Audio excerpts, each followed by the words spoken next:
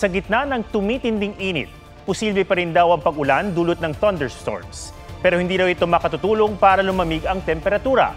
May payo naman ang Department of Health para hindi magkasakit sa matinding init. May report si Ian Cruz. Enjoy ang mga bata sa ipinasetup nilang portable pool sa Baseco Compound sa Maynila. Nainitan daw po sila, gusto nilang maligo, mga swimming. Pagpapahangin naman sa labas, ang pamawi sa init ng ilang senior citizen tulad ni Leonora Villasor. Todo paypay si Lola, lalo't delikado para sa katulad niyang may alta presyon ang matinding init.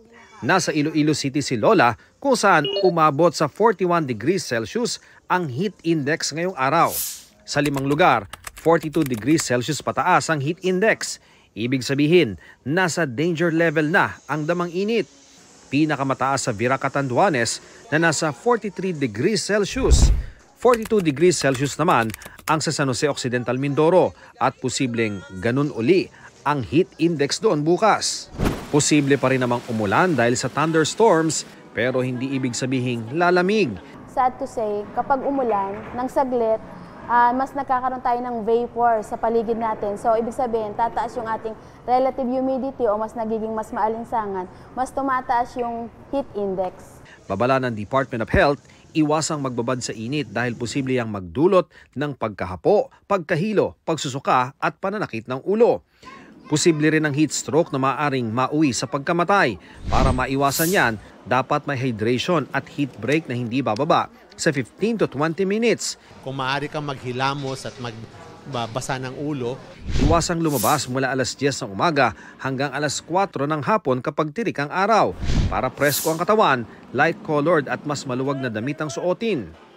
Ang mga diabetic, kailangan kumain sa oras. Kung may karamdaman, dapat inumin sa tamang oras ang maintenance medicines.